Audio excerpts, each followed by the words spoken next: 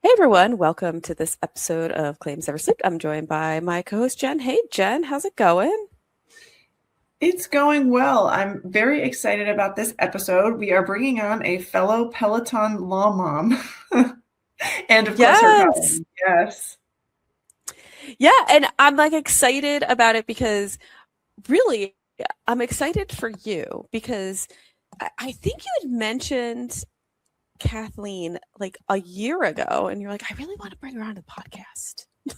So I'm glad it kind of finally came to fruition, and her and Lizzie are awesome. So let me backtrack. Today we're joined by Kathleen, DeAndrea, and Lizzie Thoman. And Kathleen, you had met virtually on the Peloton Law Mom group on Facebook back in COVID.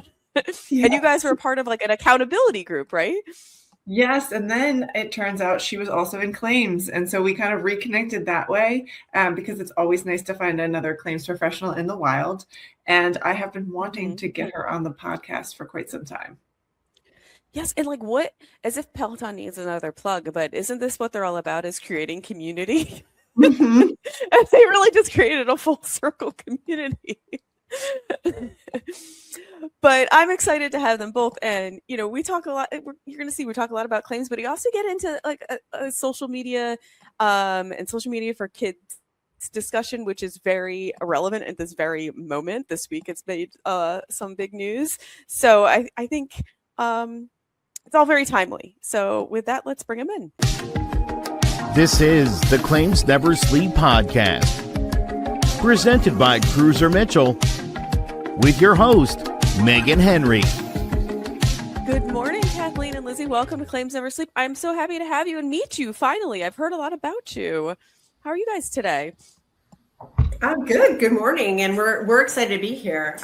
Kathleen here, obviously with the tag. I never met either of you kind of in person, so this is exciting for me. Same. Very excited. Just echoing Kathleen's sentiments. Thanks for having us on. Yeah, well, I'm so happy to chat with you. And I, for anyone who listens to our podcast, they know. And if you guys have tuned in, I don't fault you if you have not yet tuned in yet, but I'm sure you will after. One of the first things we always dig into here is how people got into the claims industry, because what we've found during talking to as many people as Jen and I talk to is it is the abnormality for someone to be in claims because like they intended to go there. Usually it's just happened chance. They didn't know what else to do. It's very rarely they were like, I want to go into claims. I want to go into insurance. So I'm curious what your paths were. And I'll start with you, Lizzie, first. How did you get into the industry? Yeah, definitely was not planned at all. Didn't really know that it was like a possible career path, to be perfectly honest. So I graduated law school in May of 15 and was born and raised in Cincinnati. That's where I went to law school. Was certain that I would like stay there forever. And I had a friend who was a year ahead of me, but I was very close with her. She took a job at Fidelity National Financial. And she reached out to me like around the time I was graduating and said, hey, we're interviewing. Are you interested? The job was in Omaha, Nebraska. So let me tell you, like, I was certainly not interested, but I was interviewing because it was like the time to be doing that. So I'm like studying for the bar, right? And interviewed and like got an offer to come out and visit. And I don't know, there was just something about it. It clicked. I had other job offers, but I think I was just excited for something different. And it was a lot of young people working there at the time. Yeah, that's kind of how I ended up. Omaha, Nebraska. Stole my heart for like 6 months. So you moved to Omaha. Wait, so from Cincinnati. I did. I did. Isn't that wild? And I moved in November. Yes. I moved in November. And my manager, so Fidelity is headquartered in Jacksonville, Florida. So my manager that I started under at the time was already slated to move kind of in the early springtime. And so he asked me like when he was leaving, like, hey, would you be interested in moving to Jacksonville? And I was like, I literally just moved here, but maybe. So I was only in Omaha from like November to April. which honestly was like the perfect amount of time. Like, I feel like I got to do really would fun say stuff so. there, lots of blizzards, and then off to Jacksonville I went. Yeah, I mean, you survived a Nebraskan winter, so there. I did. I'm like, wow. But it was super fun. Like, it was a lot of people that were kind of new grads. And again, Omaha, like, really small town feel, but like had some fun breweries and like good stuff to do. So yeah, it was a good time. I wouldn't probably ever like set up roots there, but I had a good time while I was there. So when you were nearing the end of law school and you were going through that interview process, and you had this opportunity to go in-house, so were you leaning personally, obviously you probably were leaning more towards going in-house versus practicing? No, I was interviewing just kind of across the board, just like that panic, like towards the end of 3L year, like, oh my God, I got to take the bar. I signed up to run a marathon. Like, I did a lot of dumb shit. I got a puppy. Like, it was a wild time. Hey, I think you and I lived parallel lives. I also got a puppy around that time, and I ran a marathon. This is a good idea. This is a good idea. Like, what? So no, I was kind of just interviewing everywhere. And I think what really stuck out to me, so Fidelity handles title insurance, and the friend of mine who recommended, me to interview, she said it's really interesting because you get to hit so many different areas of the law. And at the time I was like, okay, whatever. Like, you just want me to come work there. You get a bonus for like referring somebody. Right. But it was super true. Like, we had a lot of fraud on like title insurance broker sides. We had a crazy insured, because it was owner and lender insurance. We had a crazy insured who was like mailing her teeth. She was like, test their DNA. She sent us a bill to like exhume a grandfather's body for like a chain of title. I mean, it was wild. It was really wild. So we had like foreclosures. It was crazy. It was the weirdest job I've probably ever had to this day, but I learned a ton. Wow. Yeah. And like, what great stories you probably had with your colleagues being like, this lady today, she wants to dig up the dead. She sent us the bill. She did it. We were like, we will, sending coverage. We're just like, this is not covered. We will not pay to exhume this body. And she did it and then sent us the bill. I'm like, ma'am, we are still not paying. Like, it was wild. And the teeth, it was it was horrible. Like, who mails teeth? So go ahead. When you moved to Jacksonville, what did you do? And so like you went to Omaha by yourself, and now you go to Jacksonville, just you and your supervisor. And what did you do there? So I had some of my colleagues that I had met there. It was a time of transition, right? I mean, corporate, kind of the same changing of the guard that happens every so often. So I think there was a lot of shifting kind of in the home office in Jacksonville. So there were a few other people that I worked with that also were moving. So I had, I don't want to say the same job. I had like a different region that I was working in, and kind of more complex claims than I was handling in Omaha. But yeah, I just like picked up and moved again. Wow. Well, that's impressive. Yeah. But also great experiences and things that you will never forget. Yeah. Also, Jacksonville was not a city that I was like, also like Jacksonville, Omaha, like were not cities I was ever intending to land in. So yeah, Jacksonville is usually not high on many people's lists. There's not a lot going on there. It is by the ocean at least, but Lizzie, didn't you super fun? Didn't you teach a bar method too, or something, or Pure Bar? Or something? Pure Bar. I taught at Pure Bar. Mm-hmm. Yeah, I started in Jacksonville. Mm-hmm. Again, I was just like living truly my best life. I was like going on dates. I was having so much fun. I still had the puppy. I had a cat. Like, I was thriving, and I was teaching Pure Bar. I was fit, going to the beach. Like, I was living. It was great. I would have been surprised if you said you were teaching Pure Bar in Nebraska. I'd be like, that came there fast. That's where Jacksonville makes a little more sense. Though. Oh, really? Yeah, that's where I started taking it. Mm-hmm. Right, and I really fell in love with it. Yeah. There's not much else going on, so it was very cold. I did love a bar. I did love a Pure Bar class. I Yeah. don't do it anymore though. Me neither. That was around the time I was doing it, maybe a little bit earlier, around the year of my Requires wedding, leaving the like house. a little bit like 2012, 2013. I was doing a lot of those bar method or pure bars. I did it when I was pregnant because that seemed like a pregnancy thing to do until you couldn't bend. Yeah, it's very like slow. Yeah. Well, this is going to be shocking, but it never came to Scranton. Not even today. No, we don't have any. No, we don't have any of that. We're just not a big enough market. So yeah, sadly, I never got into bar. It's all right though. They do have it on Peloton though. They have they've got those. You don't really have a bar, but you can use like a chair or something. Yes. Yeah. Well, and I do actually have a bar in my basement. I have a ballerina in my house, so she has a bar to practice point. So there we go. I can, 2026, only a decade behind the times. I can pick up my bar practice. Exactly. Yep. Everyone goes through it at some point, so it's your turn. Yes. Time. Yeah. So Kathleen, what about you? What was your journey into claims? Yeah, so mine's a little bit different. Where when I graduated law school, I was in California, and I started practicing law. First started with a criminal defense firm, which was interesting. A private criminal defense firm is pretty wild. Yeah, that's a good way to cut your teeth.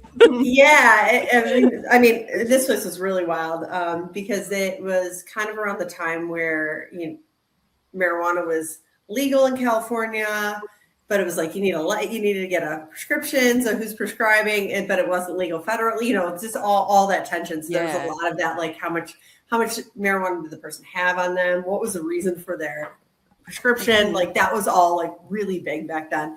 And I bring that up because the law firm's phone number was 1-800-420-LAWS. And so, I mean, this is just a sign of the times. Being in California, West Hollywood, that's the job I got.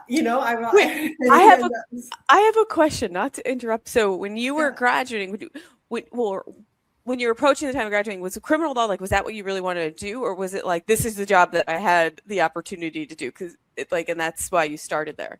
Yeah, so honestly, I really, really wanted to get into constitutional law has always been a thing for me. If I could have a major, if I picked a major that was more specific in college, it was First Amendment, that kind of stuff. So I always did want to go that direction, or at least I thought I did. And so the public defender in Los Angeles at the time there was a hiring freeze, and even the DA's office, if you went the other direction, they would hire 1 or 2 people a year. It was a really, really intense interview process, very specific questions. And I think I interviewed 2 or 3 times and I failed each time. I never got it. I mean, that's a big high profile job though. It's not. Yeah. But so this was an end, and so it was really wild because the person I worked for was a real advocate, obviously with that kind of phone number, real advocate for kind of the legalization and that, which I was more, nothing wrong with that, but I was more just trying to get experience in criminal, right? And so, but it was super interesting, Lizzie, a lot of young people working there. It was a lot. You can just imagine. It was a lot of fun, but it was not really a lifetime kind of job. So then I moved on. And I for a little bit did dependency law with the LA County. I would defend parents who had lost their children in terms of in not custody, but from the county. So dependency law, and then took a year off. Came back to LA after that year off. I was in Chicago, passed the bar there, and then came back and got into workers' comp. But that was sort of when I first understood kind of insurance, right? It was workers' comp.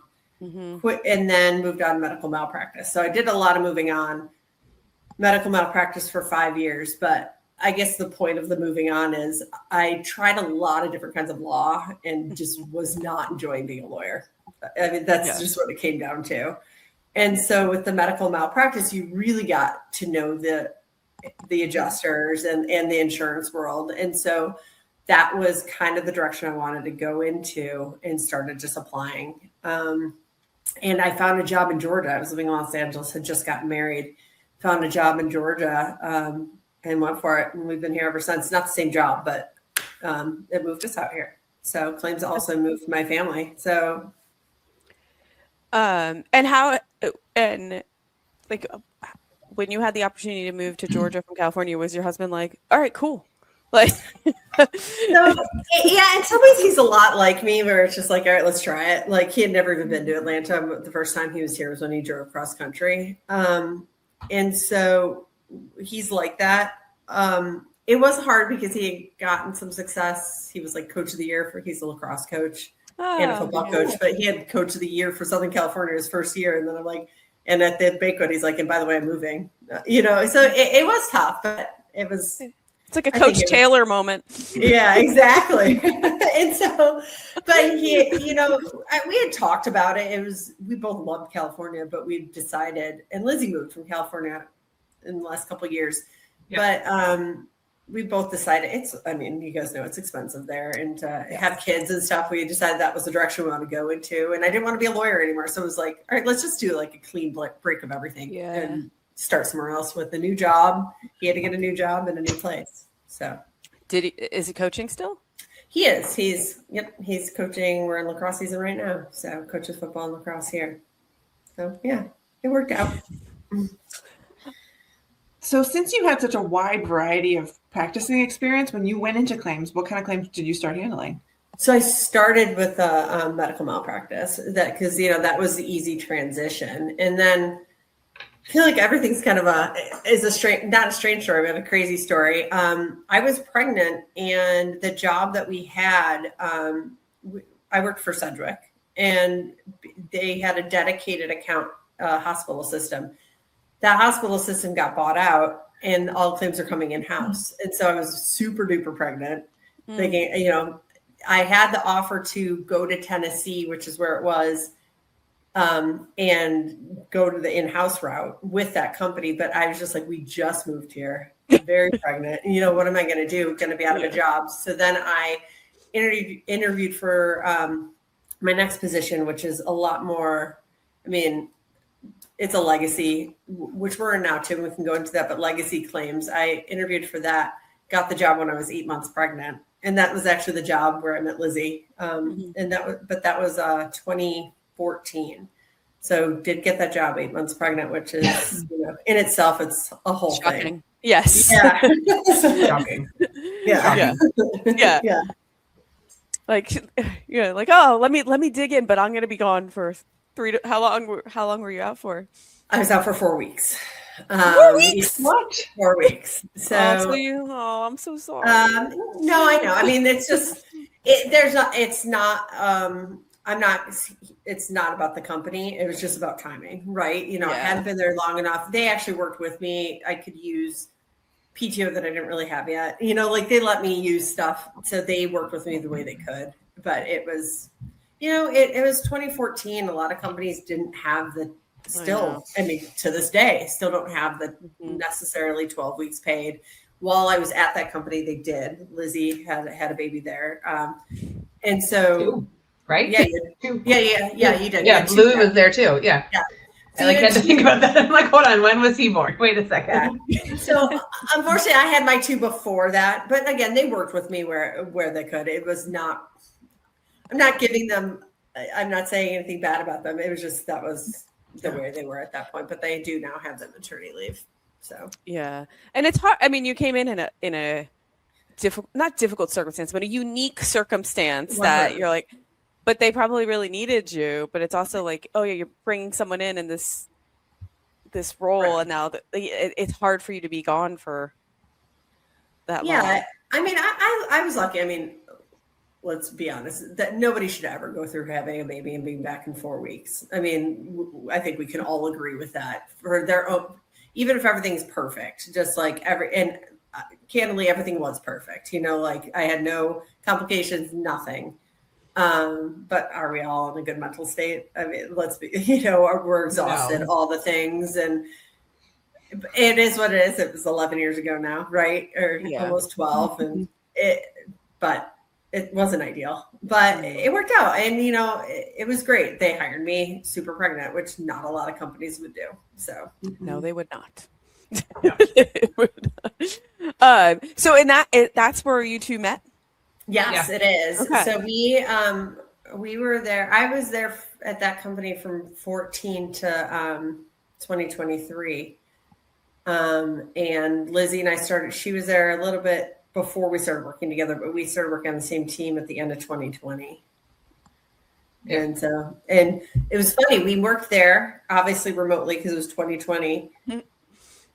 We both left. She went to another company, and now she's with and I went to a different one. She's now with me over this other one. The first time we met in person was on a business trip to London. So we worked together for like 4 my favorite years. thing ever. Yeah, worked together for 4 full years, super close. Went to and met for the first time in London on a business trip. So.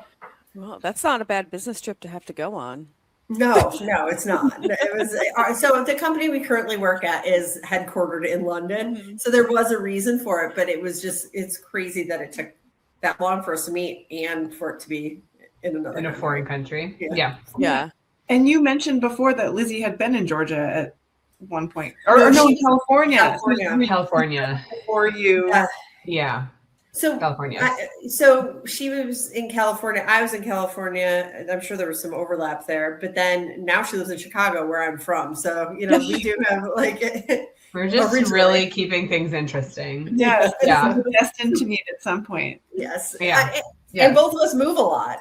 Lizzie for different reasons, but I've always been someone that's kind of moved a lot. I've been in Georgia now 12 years, but before that. Been a little bit more. Are you itching for another move? I do get there because we are at 6 years in this house. Actually, Valentine's Day was 6 years, and I've never stayed in anything that long. So I'm just kind of like, But then the interest rates are, what they are. So. Yeah, that's true. I stay. It's keeping me here. So Lizzie, what is it that propelled all of your moves? So when I was in Jacksonville, I met my husband, who happens to be in the Navy, which is not convenient. And I'm a homebody, right? Like I said, I was Cincinnati for life. And I was not that flexible. I was excited. I did my Omaha thing. I did Jacksonville and I was living, but I was eventually I'll go back to Cincinnati. And that's where I'll live. And then I met John. So then we moved to San Diego. We were there for 5 years. And then we've been here in Chicago for 2.5, I think. So I left Fidelity when I left Jacksonville, and that's how I ended up working where Kathleen worked. Our office had a satellite office in San Diego, and then when we went remote, they closed that down, which was awesome. So, because then I could move and stay, working remotely as we traverse about the country. Yeah, and Lizzie and I have both been fully remote since 2020. Even before that brief stint in the office at my in between company, when we moved to Chicago, I was at CNA. They are headquartered here. So I guess in San Diego, I went into the office too with them. They had a once a week in office, but other than that, that feels like nothing compared to when we were doing every single day, which is crazy. Yeah. Meghan and I both, we also, I know, I can't even imagine it now. I was yeah, I was going to say the same thing. Meghan and I are on the same page today. Yeah. Most law firms aren't that flexible though, right? I mean, you guys are lucky, it seems like. Well, we get to decide. Okay. I mean, it's our No, but even pre-COVID, my old office, I was remote 4 days a week just because unless I had to be in for something, I was more efficient at home, and I just felt like commuting the 40 minutes into Philly was just lost time, and I'm I don't unless I need to be there for some reason, I would try to go in once a week, but I would use those days. I'd get nothing done because it would be my social days. I'd plan lunches and you would see everybody, and it was great for that reason, but it wasn't a productive day. It was a people day. And I just feel like kids make it so different too. Like Kathleen and I have talked about this a lot. So like my husband's a physician. So his clinic opens at 6:45 in the Navy. They do stuff so early. Like that's their first patient is like 6:45. And it's like, there is no way that I could like get my 2 older kids ready into school, get the nanny here with the baby, do like all of that jazz and like make it to an office in the city. Like there's no way that could possibly happen. No, I mean, you would have to drop everyone off at a daycare. People do make it work, but it's just like, it would be a totally different lifestyle, and so that's what I should say. Yeah. There's no way for me. Cause I like, right.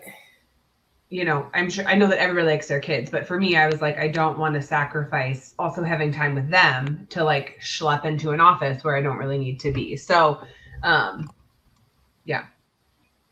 I'm in the same boat as you. My husband is also a physician, and he starts surgeries at 7 a.m. Like he was gone by 6:15 this morning. Like it's on me to get all 3 of the kids to school, and they're at different schools now. And so you're driving all around, and my older 2 get out of school at 2:10.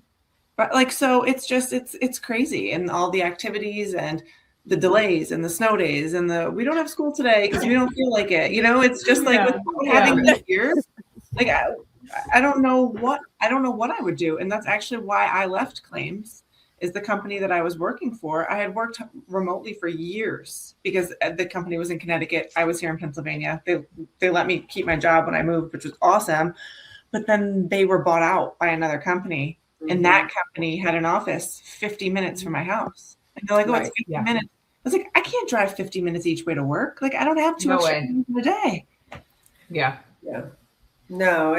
So my situation is a little different where the mornings aren't as bad. It's the evenings, because my husband's a coach. So that's so he teaches during the day, but then all the stuff's at night. He gets home at sometimes 11 o'clock at night, right? If there's a game. So it was those activities.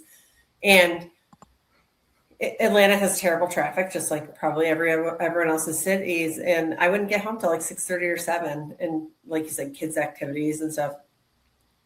I guess it's considered maybe a little bit, it's great that your kids can do activities. Not everyone's can, but I mean, for me, the activities are almost more important than school. Just because, just having those opportunities to do some other things and just be more well-rounded. So getting them there, and you can get somebody else to drive your kids around. Absolutely. But I just would rather it be me and manage that time. Yeah. Like today, my younger one has practice at 4 and it's 30 minutes away. And she gets out of school at 3:25. So I have to pick her up at school, and she will get changed in the front seat of the car. And so we drive to practice. And then she's practiced for 2 hours. So I just bring everything there. And I just like, okay, office 2.0 down here. At least there's that flexibility. The snacks, and you got to bring the snacks always. So many snacks. Yeah. And we're talking about extracurriculars. I have a daughter who she does do therapy and has doctor's appointments. And so that's something that takes a lot of time, and you need to, that's a whole nother thing to manage. So it just, that being at home and be able to deal with that is clutch, that's kind of how I feel about it. And so we're lucky that we can do that. So. Yeah. You mentioned hiring somebody to drive your kids. I actually have a babysitter who comes because I have 3 kids and I can't be in 3 places at once. So it's kind of like, and I'm sure Lizzie, you can relate. Like my husband doesn't get home until sometimes 8 o'clock at night. Like I can't rely on him. Even the nights when he's like, oh, I'll be home early. And no, he's not home early. Somebody came in with an emergency and now he's home at 10 o'clock. So it's I don't know. I feel like the struggle is real, and we are very fortunate to be able to have these kind of flexible schedules in order to attempt to do more. Yeah, we have Paulette, who is the nanny, because we have a baby who's like 6 months old, but she also picks up my other kids from school, and literally, you guys, it makes me tear up. I'm going to tear up now, but the Olympian, who is it? Elena Myers Taylor, right? That's her full name. When she thanked her nanny, I was like blubbering. I'm like, we wouldn't be able to do whatever. It's like so important to have that help. Like, not living by family, not having other people around, it's like, whoa, like, Right. So it's funny. Kathleen knows I'm a crier. I'm like a birthday card. I'm crying, anything, but like the thanking the nannies. I'm just like, we would not be able to do any of these things without her. No, and it's funny you say that. I actually text my babysitter. She's been with us about 2 years. Yesterday, and I was like, I'm giving you an hourly raise, and she's like, you don't have to do that. And I was like, but I do, because I want you to know how important you are to me and my family. Yeah. Without you, this Right. wouldn't work. Yeah. Absolutely. Yeah. Well, it's funny because my younger one, who's 11, recently said to me something. She's like, "You're always working," and I'm like, "Well, not really. It's just that I'm home, and you come home from school, Right. and it's still a work day." Right. Exactly. So you just see me do this, but like if I were in an office, I just wouldn't be here. Like, So I struggle with just that don't too, understand because that part too. yeah, I struggle with that too. So my kids are 10 and 11, but when COVID hit, they were 4 and 5, right? And so really, they don't remember me not working from home. So I don't understand how 6 years down the line, they're still coming home from school, like screaming right outside my office and talking to me. You know, that is something I don't understand, that they don't understand, like, because they don't remember a time when I wasn't doing this. So I don't know. I don't know if you guys have that same struggle, but that is, I mean, even yesterday, Lizzie heard me. I was just like, oh, I'm so annoyed because my son's friends are knocking on the door again. And I'm like, I've told him to not have them knock. Like, he's got one of those watches. Text them on your watch. Like, get out of here. Like, do not be knocking on my door. And my dog is barking right outside my office. So, She was like chucking flip flops. I wasn't hitting anyone with the flip flop. I was trying to distract the dog. I was trying to distract the dog to like stop the barking chaos, right? So I was like throwing things during a meeting. I was just like, I just can't anymore. Yeah. Or you do like the off screen, like with your hand, you're like. My friend bought me this for Christmas, and it lights up. It's not plugged in right now, but it says on a call. So you try to put that on now. It's just like on a call. That's amazing. I can't believe I have to have this, but it actually works. Yeah, like I should have one of those like on air. Yes, exactly. Yeah, that's brilliant. Actually, that's so cute. So, and also, you know, I have ear pods, and I do use the ear pods, so the kids never know if I'm on a call because my hair's long, it's covering it, whatever. But I'm also like, assume I'm on a call. Let's start with I'm on a call, and then go from there. You're old enough to figure this out. So. And even if you're not, you could be thinking. Right. True. Not want to be interrupted. I don't need to tell you which snack you can have. You're old enough now, so you can figure that out. There's tons of bags of snacks. Take one. So Yes, my 13-year-old the other day came home from school, and I was on a Zoom meeting, and she's yelling, "What do you want, Mom? What do you want?" And I was like, "What are you doing?" And she comes running in here, and she looked, and she's like, "I thought you were talking to me." I was like, "You were all the way downstairs in the kitchen. Like, why would I be never talking to you? It's No. not about you right now. Like right now is not you time. This is not for you. No. No. And if my husband, because since he's a teacher, if he's home during some kind of break, you know, because they get a lot of breaks, the kids and which they deserve, right? And the teachers, but they're always on breaks. I can't even work when the people are in the house. I think I need like an annex office of some sort because it is She shed in the backyard. I do. I need a she shed. You're right. I need something because it just with people here, it does make such a difference. So. Well, I do have to mention, since we're on here, the reason why I met Kathleen, I think needs to be addressed. So during COVID, like the rest of us, we turned to online, and we all turned to a group on Facebook called Peloton Law Moms, which sounds absolutely absurd and ridiculous. Megan is also in the group.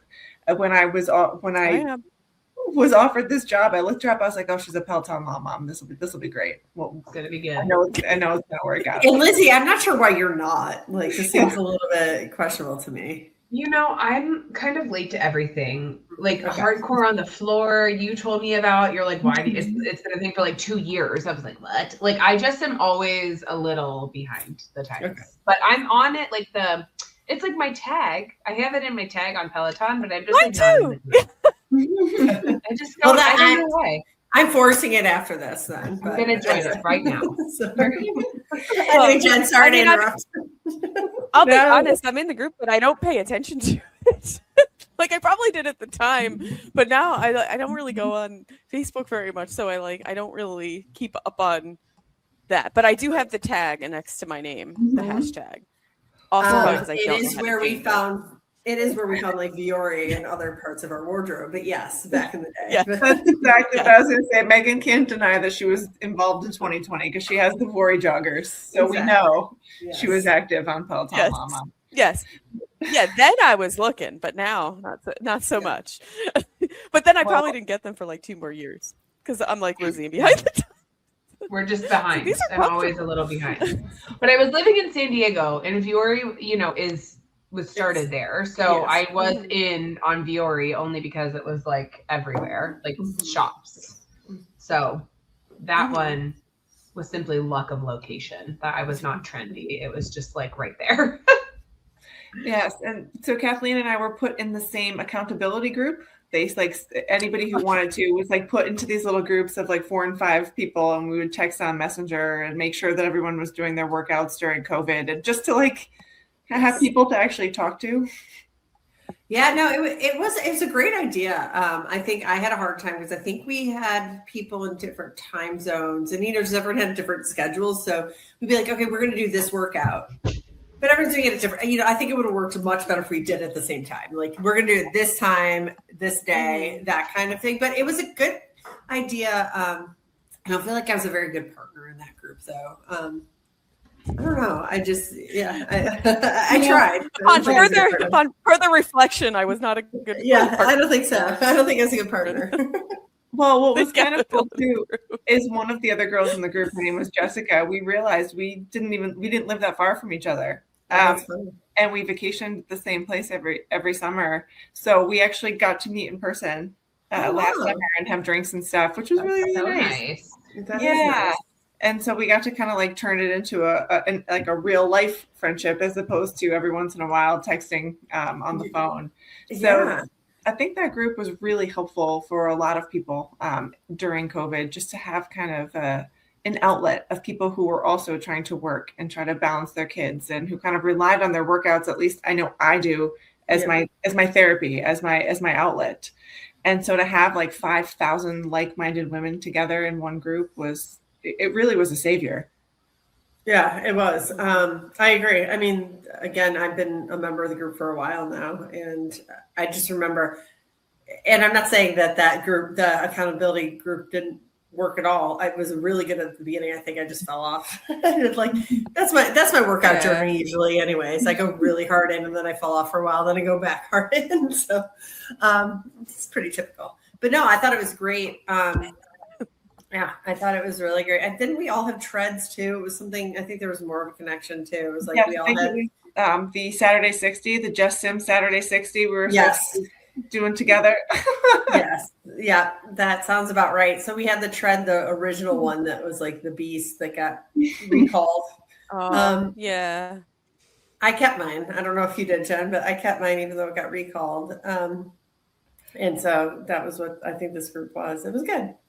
Yes. And then you happened to post a job opening on your team. And I was like, wait a minute. Like, we've been talking about Just Sims, but I didn't know that you also handled claims, because I was handling claims then too. I remember that. Yes. I think that was, I do remember that. And then more recently, then you reached out again because you're doing the podcast. But I remember when you went to claims, I had seen it maybe on LinkedIn or something. And I was just like, oh, that's crazy. Not that it's crazy that people are in claims, but you don't see a lot of lawyers going to claims in that group, but no, but I mean, and that's kind of funny, kind of like going back to the original question that Meghan asked. It's kind of like, how do people get into claims? Because it's never the intended, like, I'm going to go to college and I'm going to become a claims examiner for my life. It's usually more of an interest or a lifestyle choice. Like, I personally, I love coverage. I think coverage is so fascinating, whereas a lot of people would be like, this is incredibly boring. How do you like this at all? But it's just, it's like a puzzle. It's like the logic games of the LSATs all day long, like just kind of like putting things together to see what fits. And I probably should have figured that out sooner because the grades I got best in law school were contracts. But like I don't feel like you really knew what coverage was. Like in law school, it's just the concepts and everything, but you don't really know what like the path, what it means. Like you didn't know that there was this whole thing of insurance coverage, at least not at my school. So like I said, I have yet to hear about a school that doesn't teach you that. Yeah, that's what I'm saying. Like is at least in mine, anything about it. No, and so I do think that is something. Because contract interpretation was something I was good at. Like I said, I had a journey of being a lawyer and didn't enjoy any of it. That might have been a different direction had I even known it existed. But now we work on it from a different angle. But still, it's interesting that I don't know how people get into coverage right out of law school. I guess it's once again the pick of the job, the random pick wherever you get to. I mean, I feel like even like my first job out of law school, I it was the only job to be had because it was litigation and I didn't even know what insurance defense even meant. Like I got there, I was like, I had no clue. And I just got there and I was like, oh, this makes more sense, but right. I still didn't understand the interplay though between like I at that point had no clue what a coverage matter was. I was like, what are these deck action things? Like, like there was this is all things they didn't ever teach you. It's just like learn by fire.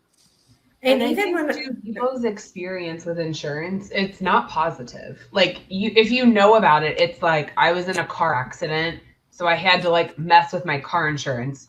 Or if you're looking at your health insurance, I mean, like, right, everyone's getting their preventatives and doing those things. But if you're really looking, like, again, there's probably like an issue. I think it's generally not positive. I not work in auto or health. I agree. So. No, I agree with that. I mean, it's just, I think there's a lot of insurance jobs out there. So I do think people kind of, I hate to say it, fall into it. And even medical malpractice, when I was handling those from the defense side, there were no coverage issues. I mean, very rarely is there a coverage issue for medical malpractice. I mean, there are, like, is something intentional, but if it's claims made, is it inside or outside? But by the time it got to me as the defense attorney, like that wasn't really what we were thinking of. So even then, it's just not something that you naturally will come across. So let me ask you this: so what? Because I don't know this about either of you. What kind of claims are under your umbrellas, and then what are some of the challenges that you're seeing with them? Yeah. So sure. Yeah. You got that one. Yeah. Okay. So Kathleen and I have kind of a similar background at our previous companies. We did a lot of sex abuse claims, right? Okay. That's hard. Yeah. And so. Yeah, and I think too, for better or for worse, I think we got pretty desensitized to them, which I think was better. I could sleep better at night. And Kathleen was my mentor at our previous company and reminded me a lot, like, we don't live in the same world, like that happened in the 60s, the 70s, the 80s. Not saying that abuse doesn't still happen, but I think a lot of the kind of like unrestricted access to kids that some of these people had, I do think that there's some better mechanisms in place to like protect kids than there previously was, right? Like mandatory reporters, like it's definitely a different world. So I think those two things were helpful in kind of some of those personal challenges, like we're having kids out in this world that's like kind of really ugly and scary. But right now, what Kathleen and I are handling, as she mentioned, our company is based in London. So we handle things out of the London and the Lloyd's market, which for us, I think I can speak for both of us, was definitely like a transition. It's a completely different world of insurance. And when we started, I think we really were viewed probably fairly as like kind of like the dumb Americans. Like I think we didn't know, we didn't even know what we didn't know. And so I think that was really challenging, but has been super like fun and rewarding for us to both kind of learn this whole other like piece of the coin in the insurance world. And we it's where it started. I mean, Lloyd's of London is where it started, Yeah. right? And so, we have a lot of big BI things. We have a lot of construction defect. We still have opioids and kind of the things that everybody has. Now, did you find it to be like I used to work on a lot of sex abuse type matters, and once I had kids, I found it to be extra difficult to handle. Maybe because I couldn't detach myself that much from it, and it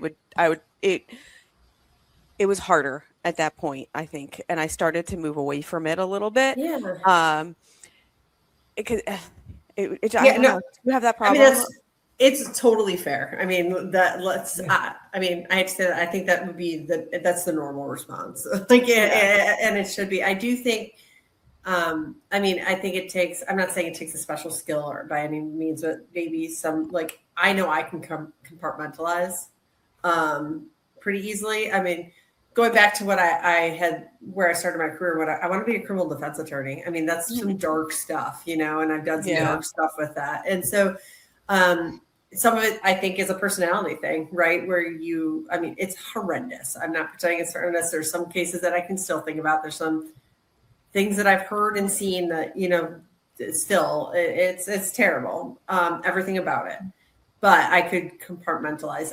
I had my children before I started really getting into it. So I had both my kids before I started getting into it. So maybe in some ways that helped. You said you could do it before and not after. So maybe it was just part of that transitional thing. But it's not an easy topic. I've always handled much more on the bodily injury side, even with medical malpractice, that kind of stuff. Whether it's asbestos, anything, we're not talking about any good stories usually. No, typically not. I mean, we're just never. I mean, I know abuse hits a different way, but just nothing is really a good story when it comes across our desk. So it is. Yeah, I don't know if this is a piece of it, but too, when I started, like Kathleen mentioned, it was the end of 2020. So my daughter was born in July of 2020. So let's call it, I don't know, November that I started with Kathleen. She was a baby, right? And so a lot of what we were handling too, it was primarily teenagers. Yeah. Not saying that that's I just think I was like, well, it's not her, because she's a baby. And so it did feel a little bit different. And I also think just kind of at the end of the day, you're like, well, we're trying to do the right thing, right? If there's coverage and if, you can work with counsel to see what's a fair value to pay to make someone feel a little more whole, that felt, a little better. And I think that's where I struggled the most with it was the valuation. Oh yeah. Because I would value things much higher than the partner who I'd be working for, because I think that was my issue with it, because I would attach more feelings to it and he would be able to completely compartmentalize it, and I still would have that emotional toll to it, which you can't really have. But then I would be like, but a jury's gonna have that. That's the other side. A jury's gonna attach emotion to this. But that's all claims. I mean, and I'm not trying to downplay that, but that is all claims. I mean, that is some of the struggle with this, is putting a dollar value. Again, we're not handling with, it doesn't matter the topic. We're not usually dealing with something really small, and even something that we would consider small is not small to somebody else. So, I think that's part of the difficulty. And I think that's the other thing that I don't think a lot of people realize how much goes into actual claims handling and all of that. I think there's a lot of, at least I think that there's a lot of, it's not a job for super educated or really experienced people, which obviously that's not true, right? We're people right here that but I don't think people realize how hard of a job it can be. There's different levels. There's sometimes when you throw it in a computer because it's a it's a homeowner's claim, you throw it in, and I'm not saying that's not hard either, but there are other kinds of tools in that situation. But no, it's there's a lot that goes into it. And I always called that the intangibles, right? You can have a jury verdict. You can have the fact that the perpetrator was one age, someone else was another age, all those things that can go into factors, but then there's those intangibles that it just, some of that's gut, some of it's just looking at like, what is the jury going to see? And so, yeah, it's hard. And that's why they're hard to sell. Yeah. You know, they're not easy. I think I struggle more with like thinking of like New York labor law. Something you said, Kathleen, made me think of it. I struggle more when it's like, I know this is completely fake. Like this person worked for this company for one day, they cut their finger and they're getting back surgery. Like, and they're asking, and their demand is $12 million. Like that, I think I have such like a fairness issue. Like I'm not happy, but I'm willing to pay where like we have a duty to indemnify someone and that's like the right thing to do. But where I'm like, but this is complete fraud, but I can't prove that. And they're going to give this sob story to a jury. And I think like sometimes I honestly struggle with those more where I'm like, it's not right to give you any of this money, but like my hands are completely tied. That is so true. I was on the phone with opposing counsel the other day on a case, and it's such a low value case. Like I said to him, I said, okay, so what if I concede everything that you're saying is true? What's the value of this case? And his response to me was, I won a $500,000 jury verdict last week. I was like, well, but that's for you. But what does that have to do? What's this case? Right. What's this case? Right. Like, because that's the part of it. It's just like some people, I think, overlook the damages of every case. Even, the fraud cases are the most frustrating. Like when somebody's completely bogus case. But then there's even these cases where like, okay, maybe that did happen. But even if it did, what are your damages? Like, what's it worth? Right. And well, also, if you have a $500,000 verdict last week, then you probably don't need as much money on this case. Yeah. Try that next time. See how that works. Yeah. See what they say to you, Jen. I think it really just comes down to, like I said, there's a human element of it. That's just like, how do you quantify a human element? And again, not to talk about sex abuse, but how do you quantify what sex abuse is worse than another? I mean, that's horrendous. Like, it's even horrendous to have this conversation, right? Like, it's hard, and it's just. Well, I think so. That's what makes our jobs hard. That's where I struggled with it too, because I remember sitting in the partner's office on one particular case that I thought I was valuing much higher than he is, but he was like, but it was only 2 times. I was like, I think 2 times was enough. So that was where I struggled the most with it, though, because he would very easily just put things in little boxes, and it was like, well, that was just 2 times. I was like, yeah, but I mean, like, 1 time versus 2, that's a lot of mental damage that I think is happening.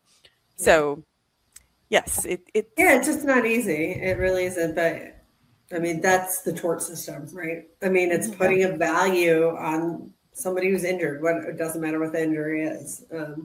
Someone who's dying, someone who's lost a limb, someone, mental and emotional distress. So yeah, it's tough. And that's what I was trying to say is claims, to be successful in claims, it's not that easy. It really isn't. Mm-hmm. And Lizzie and I have handled a little bit of everything. I think I started the conversation. I said the company that we were both at is a legacy carrier. What that means is, we and that's where we are now too, is they either buy, or that's the easiest term for it, some kind of transfer of old claims, like old policies that other companies want off their books. So we handle a little of everything. Anything can come our way. But with those old policies, you can think of that's where some of these big mass torts happen, right? Whether it's asbestos, pollution, sex abuse, opioids. I mean, opioids is not as old, but still, social media addiction. That's going to be newer. So I handled that though. It was on the legacy stuff. Yeah, I know. It just, I mean, I guess when Facebook really, I don't even know, mid 2000s, something like that. So yeah, I think it was like early 2004. I don't remember. The MySpace. I don't know. I don't remember. I think truly those complaints are the worst that I've ever read personally. Like those addiction complaints is what my previous carrier. You guys all saw, like, Mark Zuckerberg testified yesterday or maybe Wednesday in those big cases. And they were just, I mean, if you ever want to just have a horrible day, pull one complaint. I mean, they're the most horrible things I've ever read. Like these parents were doing, locking up phones, locking up computers. They'd let their friend, let their kids see a friend, and then they'd get on their phone. It was like, in the YouTube challenges that were like Russian roulette. I mean, they were just gut wrenching and horrible. And I don't think there's enough parental controls. I mean, I could definitely be better. I can say that. Neither of my kids have phones yet, but they're 10 and 11. So the 11-year-old's in 6th grade. So I'm getting, she wants it. But she doesn't have it yet. She maturity wise, I'm not saying no 11-year-old should, but mine not. But even just the iPads, because again, we're working parents. They're going to get on their iPads or whatever while we're working. They just are. Sorry, at least mine are, or on computers, whatever it is. It's just part of life. This is something that I'm really struggling with right now. I actually wrote a LinkedIn post on it after I was watching some of Mark Zuckerberg's testimony, because my kids are 9, 11, and 13. And we just let the 13-year-old have Instagram. She's been bugging us. And it's like still no Snapchat, TikTok, any of that other stuff. Like we're I don't know, like it just makes me so, like I just get scared, but we did let her have Instagram. And it's, I try to monitor it, I try to limit it, but it's just like kind of like you're saying, Lizzie, like if I didn't let her have it at a certain point and didn't like teach her how to use it properly, she's going to go to her friend's house and use it, or going like you can't. That's what they all do. You just right, yeah. And like we block YouTube from the router at home because my 9-year-old watches the dumbest videos, and it's not that they're unsafe; they're just some are so stupid. Yeah, some of them it's just like. Although I watch some stupid TV too, but yes, I mean, let's be real, guys. Yes, yeah. I think like the Wait Till 8 campaign. Like I know that my kids' school got a little. I don't think that they've like officially endorsed it, but somebody came and spoke, whatever. But I think even that, I'm like, that still just feels like so young. But I know that like I had a Nokia brick phone in the 8th grade, like because I was out, I was doing things, I was playing Snake, whatever. Not that you couldn't do the same things that you can do now. So I do think that it's so different, but yeah. In 8th grade, I got a second. I got a second line on our home phone. I mean, that's how much older I am than you. Yeah, I also got a second line, but it's also because I had a computer and I would like clog the whole phone line if I didn't have my own line. I remember that phone number. I remember my phone, and I had like one of the Swatch watch phones, like it was like see through, like what? Like you see the insides? Yeah, the phone ever. Yeah, begged for it those were so cool. I think you're right though, Jen. Like there has to be maybe some, I don't know. I think like we are in a time of transition where I do think those companies will probably, I think that there's going to be some liability found. I think there is like a shift too in like parenting mindsets. We know so much more. And like at some point they're going to have to safely learn how to use it. I don't know what that looks like. I mean, I don't disagree with you because like, look at everything that goes through it, like warning labels on everything because of tourists, like all that stuff. But going back to going to their friends' houses and using it, it's hard. The Wait Till 8. I love the concept of it. I don't want to tell anyone else what to do with their kids. But there's always going to be one person who breaks it, then like that, and the dominoes start falling, right? And so for me, it's almost a struggle. My daughter is not mature enough for a phone. For multiple reasons. And so she doesn't have one. Now she's othered for a different reason, right? She's the kid that doesn't have a phone. Right. And she's already, socially has some otherness that, that makes her feel not great. And so here's another one. And so like, that's another, and so I wouldn't, sides, right. So I don't fault someone for kind of caving, even if they wanted to wait till late because they don't want their kid to be othered, right? Like it's so hard right now to figure out what the right thing is. See, like for mine, I have a 13, 11-year-old. Both of them have phones, but I struggle more with time constraints than content with them. My 11-year-old can lose her phone for weeks. Like she just doesn't care, but she would care because of everything for them has to be even. So her thing Yes. was like, she ended up getting, because her sister got it, and I just didn't have the energy to fight with her on it. But then 100% she get got it, and it was just like, oh, I have it, and never freaking used it. Like she just, she like, I don't even have to tell her not to bring it to school, because she just doesn't care. Right. She just wants to see that she has it.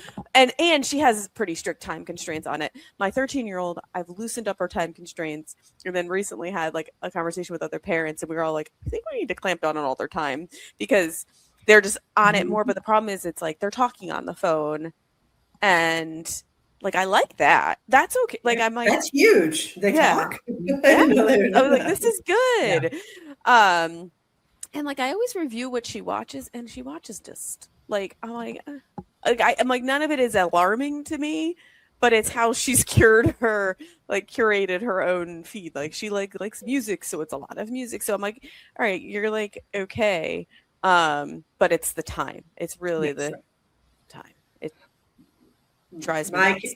My kids are into that Roblox right now, and it's like, talk about a time suck. I mean, also has its own problems too. It does. It also has its own problems. I mean, I have the restrictions on there I can, but you know, it's hard because it's loosening them up for, you know, giving them some, you know, rope and like letting them be, but then how much is too much, and then all of a sudden, you know, it becomes a problem. It's I don't know. I don't know the answer. None of us do, but it's just tough. No. With my 11-year-old, especially with both of them, they know that like I can read their phones at any time. I can look and see what they're doing. And I find, particularly with the 5th grader, on her iPad, her friends are starting to curse a little bit. Like, I think they're starting to like be like, I'm cool and I'm old. And I'm saying, and one of them was saying inappropriate things, and my daughter responded, will you please stop? My mother reads this.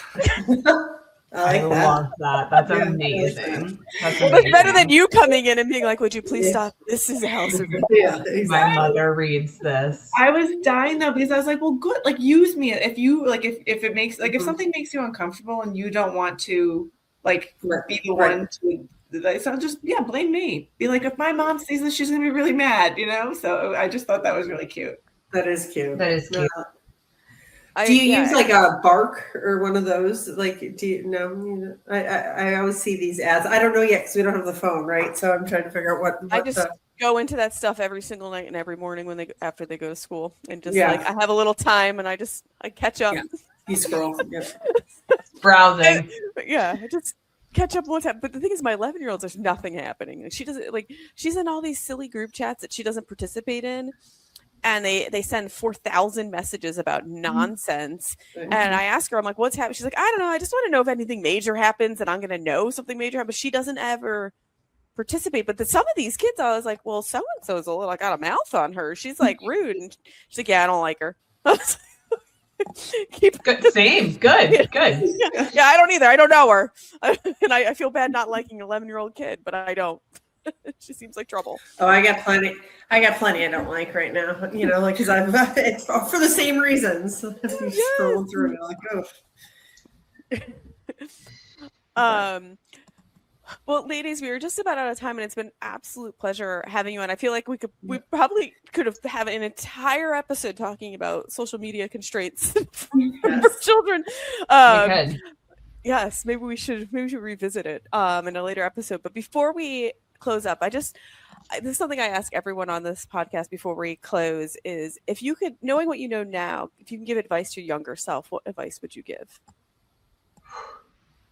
Wow. I think Kathleen should start. She lobbed the hard one to you. I always lob it at Lizzie first. Yeah. I think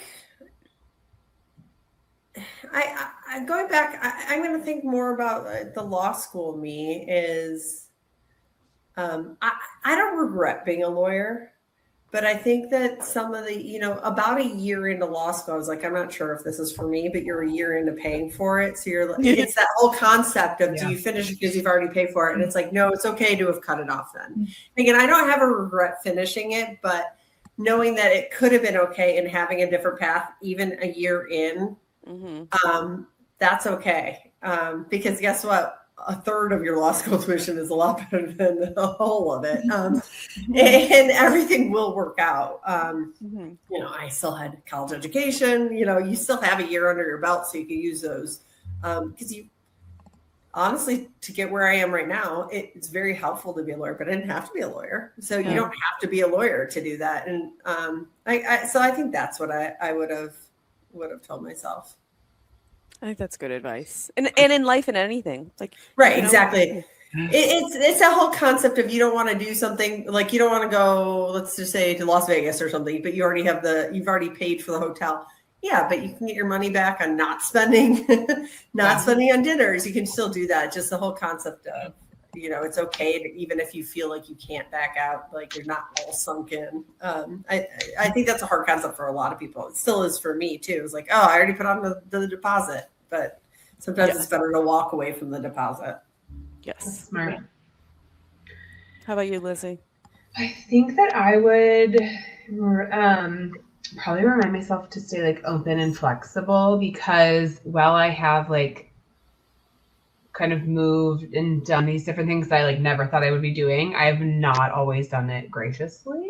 And I've not always done it like kind of seeing, I mean, Kathleen has been with me through a couple moves, and it's not always been pretty. Like, and it's, but I think what I have learned from those moves, whether they're like a physical move or a job move, kids, whatever, I've always like come out on the other side with like a lesson or kind of as like another form of myself. So I just think like staying open and flexible, which I still really struggle with, but I try really hard. So, because I just think that, again, whether it's like work related or life related, just to like be willing to kind of take it as it comes is, I think, it just makes for like a happier time. Like it's not all that serious.